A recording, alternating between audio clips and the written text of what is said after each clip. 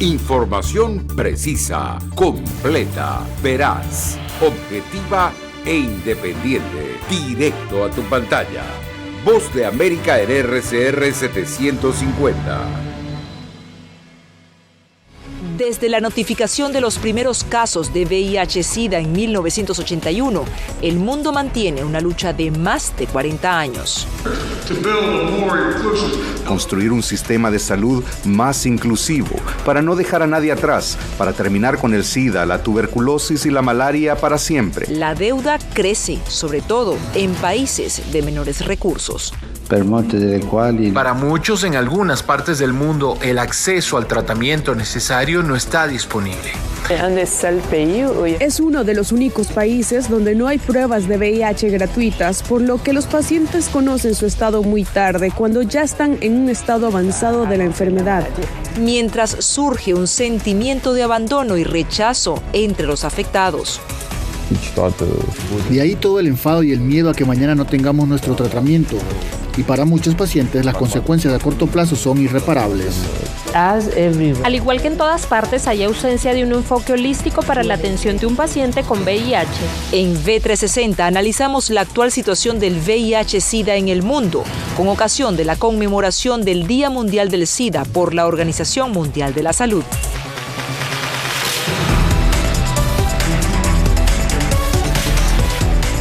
Hola, ¿qué tal? Bienvenidos a una nueva edición de Venezuela 360 desde Washington. Les acompaña Natalí Salas Guaitero.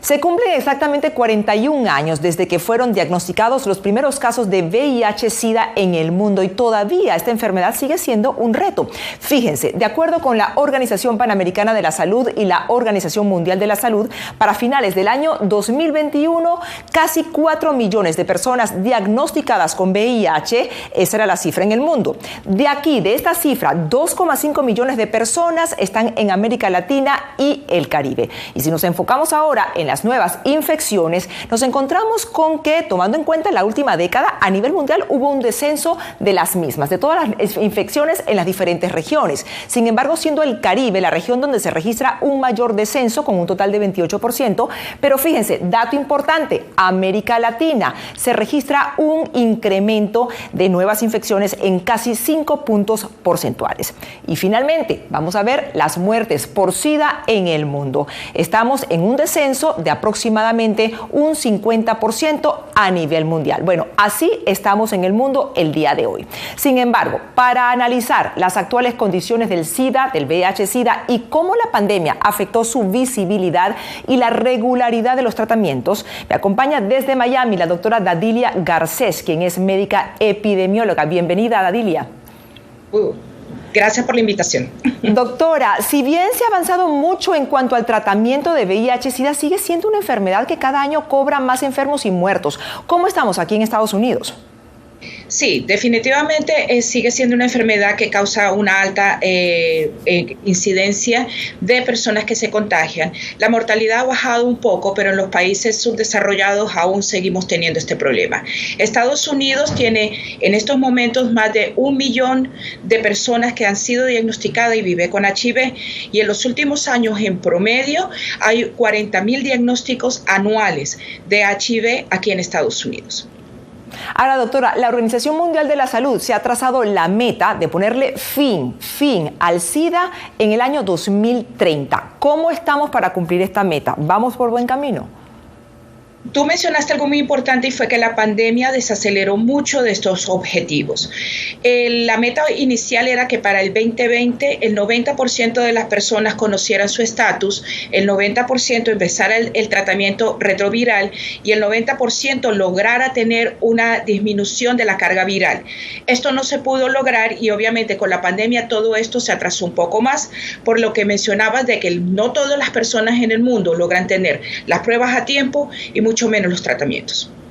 Fíjese también, doctora, que con el reciente brote que se tuvo en el mundo de la viruela del mono, muchos de los que han sido impactados por el VIH también tenían miedo de vivir algo similar. Estamos hablando, por ejemplo, de rechazo, de falta de pruebas de diagnóstico y, por supuesto, de tratamientos y vacunas.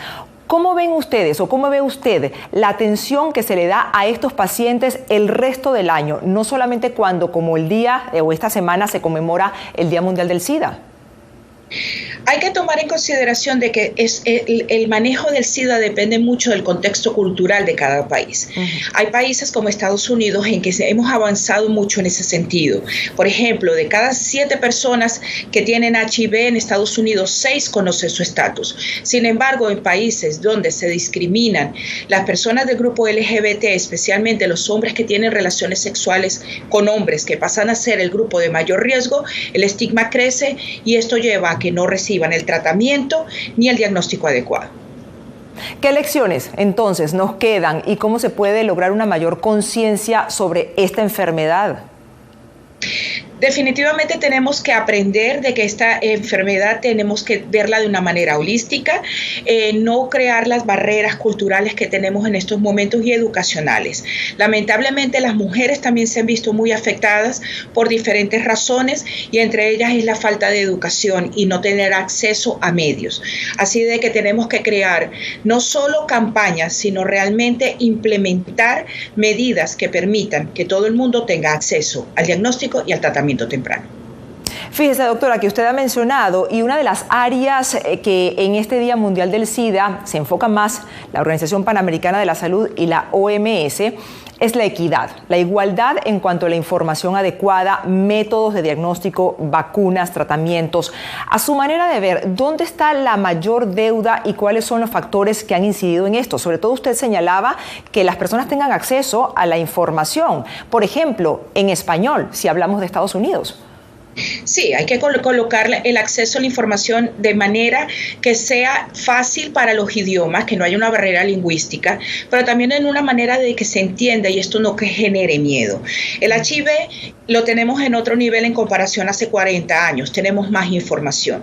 Por otro lado, no es solo eso, el costo de los tratamientos es altamente elevado y muchos países no pueden costearlo. El tratamiento retroviral de un solo medicamento puede costar nada más y nada menos que $1,500 por mes.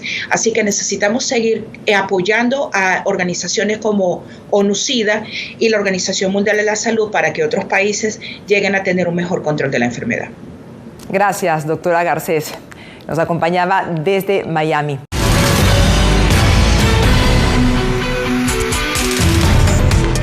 Y seguimos en Venezuela 360, lo hacemos precisamente con los recién finalizados diálogos entre gobierno y oposición venezolanos que tuvieron lugar en México.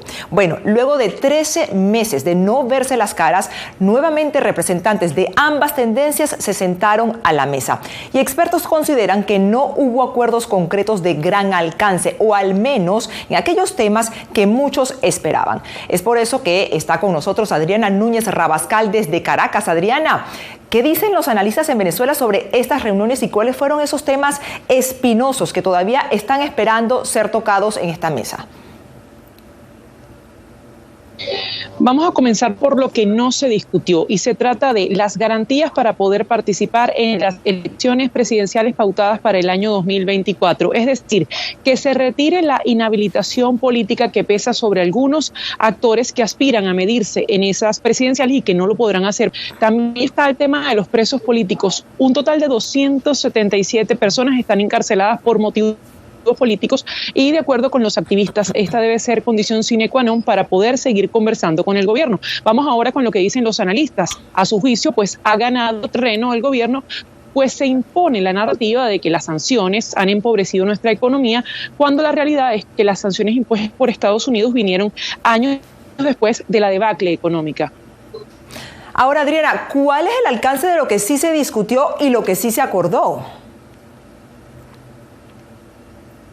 Hay un total de $3.000 millones que han sido desbloqueados de fondos que tiene la República en el exterior.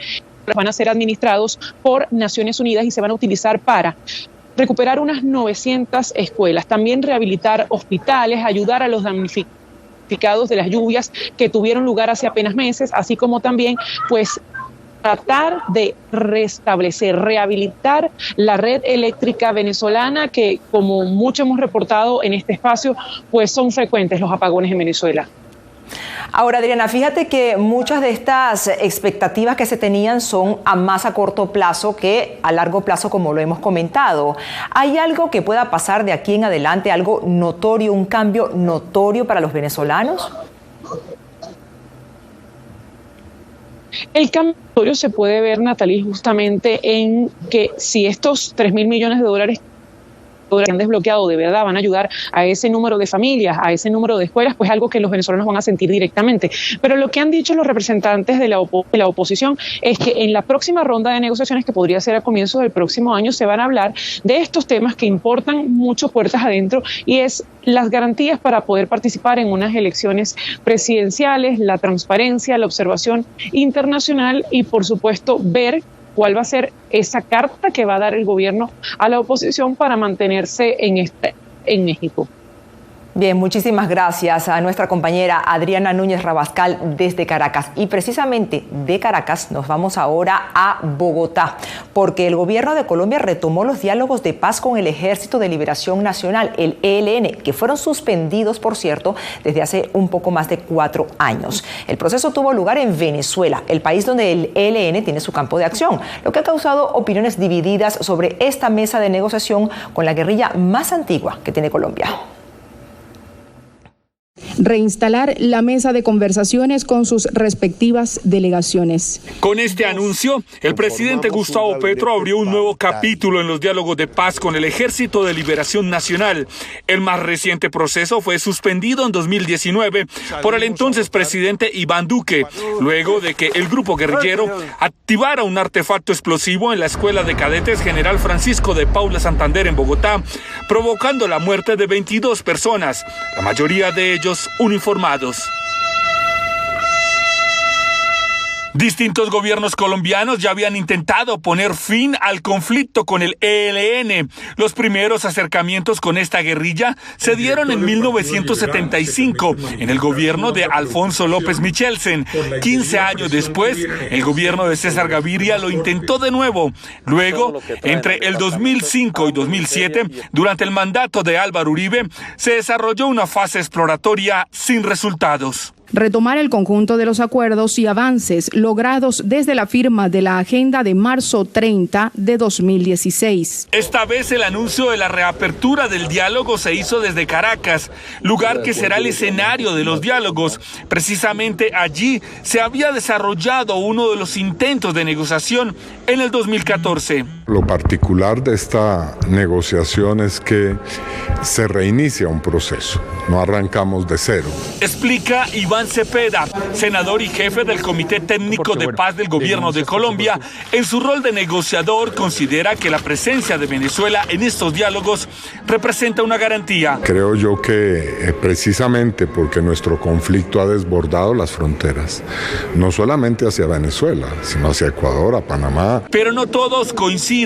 Por una parte, algunos sectores de opinión en Colombia han denunciado que justamente el gobierno de Nicolás Maduro le ha dado refugio al ELN a través de los años. Venezuela alberga grupos terroristas que vienen y asesinan. Esto va a poner en riesgo las fronteras y la estabilidad y la seguridad de los colombianos. Por otra parte, para analistas como Andrés Villota, la presencia del presidente Nicolás Maduro en estos acercamientos de paz entorpecerían la ayuda de la comunidad internacional. Vamos a necesitar que exista una ayuda de los países europeos y de los Estados Unidos. Y mientras que esté Nicolás Maduro ahí, yo creo que va a ser bastante complejo. Según fuentes de inteligencia de Colombia, este grupo armado ilegal subsiste en territorio venezolano, donde maneja parte de la minería ilegal, el narcotráfico y la extorsión. El ELN estaría conformado por más de 5.000 integrantes. En Venezuela habría más de 1.000, según la revista Inside Crime. Y según el politólogo Camilo González, a pesar de la complejidad de la negociación, hay oportunidades de lograr un acuerdo de paz. Eso debe ser aprovechado por el gobierno colombiano y por la negociación para enfriar la frontera, para al mismo tiempo lograr puntos a favor de la presión por la paz. Entre los temas de la negociación se abordará la participación de la sociedad en la construcción de la paz, democracia para la paz, transformaciones para la paz, víctimas y reconciliación, el fin del conflicto y la implementación de posibles acuerdos. Jair Díaz, Voz de América, Bogotá.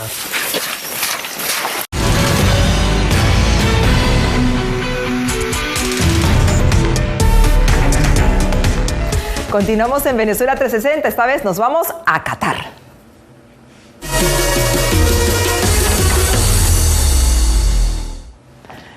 Precisamente en Doha, donde se encuentran nuestros compañeros Nelson Viñoles y Jacopo Luzzi. Bienvenidos, chicos. ¿Cómo están? Cuéntenme dónde están y qué es lo que veo a sus espaldas. Hola Natalia, estamos en Qatar Cultural Village, un espacio que el gobierno de Qatar ha desarrollado en los últimos años, donde podés encontrar, como dice la palabra en español, una villa cultural denominada Qatar, que es como un pequeño Qatar, según nos acaban de explicar algunos de los residentes de aquí de este país. Podés encontrar exposiciones de arte, pequeñas bibliotecas, un anfiteatro espectacular donde se llevan a cabo óperas, conciertos, obras de teatro, un paseo inolvidable para los turistas que están ahora disfrutando aquí en la ciudad, todo muy cuidado, todo muy pensado y todo en un lineamiento, así se dice la palabra, que da siempre al mar. Terminás el paseo y siempre vas a llegar a ver la bahía. La verdad que es algo muy bonito de recorrer. Sí, en realidad es el orgullo de Qatar y obviamente aquí las personas son orgullosas, vinieron aquí hablando con nosotros. Por favor, hablen de Qatar, muestren. Entonces, sí, realmente aquí en Qatar se puede vivir lo que es Doha, Qatar, además del fútbol y la Copa del Mundo. Y tiene aquí las Galerías Lafayette y la zona de los cafés donde los residentes normalmente vienen. El aire. Y tienen un punto muy particular que es en la calle. Hay unas rejillas durante 3 cuadras aproximadamente que tiran aire frío. Entonces, durante la época de mucho calor, como cuando vinimos con Celia. Agosto, septiembre. Sí, el aire fresco realmente te alivia mucho. Es una zona esencialmente para cataríes, ahora abierta al mundo. Estoy viendo que todavía a la hora que es ahí en Doha hay muchísima actividad. ¿Cuáles son esas exhibiciones que más han llamado la atención o que por lo menos a ustedes les parecen más curiosas? Te voy a decir algo. Primero, que Qatar vive de noche. Más allá de que atardece muy temprano, pero Qatar hasta las 3, 4 de la mañana hay gente dando vueltas por la calle. Aquí estamos alrededor de toda la bahía. De mi lado izquierdo, de nuestro lado izquierdo, están las exhibiciones de las artesanías propiamente dichas, de las telas, de las tallados en madera, de las alfombras, de la comida, de la ropa. Y de este lado, sobre la playa. La playa, podemos ver los pescadores, todo lo que es más antropológico, cómo trabajaban las personas, los cataríes yendo a recuperar las perlas. O sea, sí, es muy, muy folclorístico. Muy llamativo. Gracias, chicos, por esta información, un poco más allá de los goles, como estábamos comentando anteriormente. Recuerden que toda la información del Mundial de Fútbol de Qatar, los artículos, juegos, curiosidades, la van a poder encontrar en nuestra página de internet vozdeamerica.com.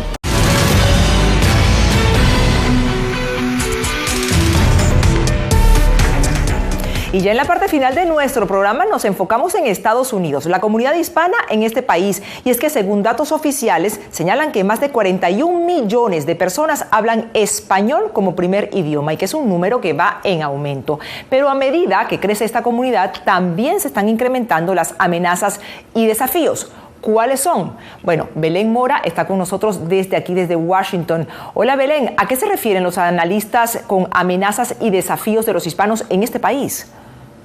Efectivamente, Natalie, la desinformación es uno de los tantos desafíos que experimenta la comunidad hispana en Estados Unidos. Expertos aseguran de que existen campañas de desinformación orientadas hacia los latinos sobre temas sensibles como salud, economía, inmigración y la selección, valiéndose por sobre todas las cosas del poco rigor de las redes. La desinformación es un problema. 95% de los estadounidenses cree que la difusión de la información no es del todo equitativa y correcta, de acuerdo con una encuesta del Instituto Pearson de la Universidad de Chicago y de la agencia The Associated Press. Pero no son solo los estadounidenses los que sienten preocupación ante este fenómeno. Recientemente este tema fue abordado durante una conferencia organizada por las Naciones Unidas en Marruecos con la intención de combatir el extremismo internacional. Proliferan los discursos de odio, la desinformación y los abusos, especialmente contra las mujeres y las comunidades vulnerables. Proliferan la intolerancia y la irracionalidad. La xenofobia y el racismo están despertando de nuevo en el mundo. Entre tanto, otro estudio reciente de la compañía de medición Nielsen encontró que los hispanos en Estados Unidos representan un grupo vulnerable para la desinformación, en parte por la dependencia del uso de redes sociales y aplicaciones de mensajería instantánea. Lo que vemos con la comunidad hispana y la desinformación es que si bien están expuestos más o menos al mismo tipo de desinformación que hay en inglés, en español hay menos recursos y menos medios de comunicación de calidad para informarse. Factchequeado.com, un proyecto periodístico que busca combatir la desinformación en la comunidad hispana en Estados Unidos, registra que en los últimos 2 años la desinformación entre esta comunidad creció, cubriendo temas que van desde salud, inmigración, economía y más recientemente las elecciones de mitad de mandato en Estados Unidos. No es solamente sobre el idioma, sino también de las cosas que le preocupan a la comunidad latina o a la comunidad hispana, ¿no? Que en eso sí se diferencia un poquito de la comunidad en inglés. Un aspecto no menor para los analistas y estrategas políticos, atendiendo la creciente fuerza electoral de los latinos en Estados Unidos.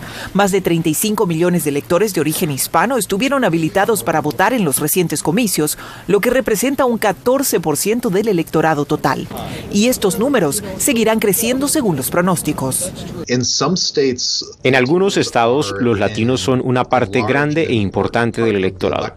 En estados como Florida, Texas, Colorado y California, los latinos son aproximadamente 1 de cada 5 o más de los votantes elegibles, por lo que estamos hablando de millones de votantes latinos elegibles en algunos de esos estados, y entonces son absolutamente una parte importante del electorado en esos estados y pueden hacer una diferencia, especialmente en elecciones reñidas. Ante este panorama, ¿cuál es la responsabilidad de las plataformas digitales en la difusión de desinformación y qué están haciendo para contrarrestarla? Creemos que tienen mucha responsabilidad las Big Tech o las grandes plataformas de redes sociales en el combate de la desinformación. Tanto es así que lo que vemos es que quisiéramos que hicieran el mismo esfuerzo que están haciendo en inglés para combatir desinformación, poner un warning, poner una advertencia, decir este contenido fue manipulado. Y aunque la tendencia es que la desinformación seguirá existiendo, la buena noticia es que existen iniciativas para contrarrestarla, apostando a la verificación de datos y a la capacitación de los usuarios para identificar el problema a través del uso de herramientas sencillas. Belén, ahora te pregunto, ¿existen factores generacionales que puedan influir en la búsqueda y consumo de la información? ¿Qué dicen los analistas con respecto a esto? Precisamente los expertos aseguran que existe una diferencia entre los usuarios mayores, llamados también migrantes digitales, y los más jóvenes considerados nativos digitales. Si bien ambos grupos pueden ser pasibles o sujetos de estas campañas de desinformación, los estudios demuestran que son los mayores, que son los adultos, los que son más vulnerables. Y por esa razón existen algunas iniciativas que buscan más que nada educar precisamente a estos usuarios mayores para que puedan, por un lado, identificar la desinformación, pero por otro lado, y lo más importante, para que no puedan difundirla. Natalie. Bien, muchísimas gracias a nuestra compañera Belén Mora. Bueno, y hasta aquí Venezuela 360. Les recordamos que pueden seguirnos e interactuar con nosotros a través de nuestras redes sociales. Somos La Voz de América en Facebook, Twitter, Instagram y YouTube. Además de nuestra página web, vozdeamerica.com. Gracias por su preferencia.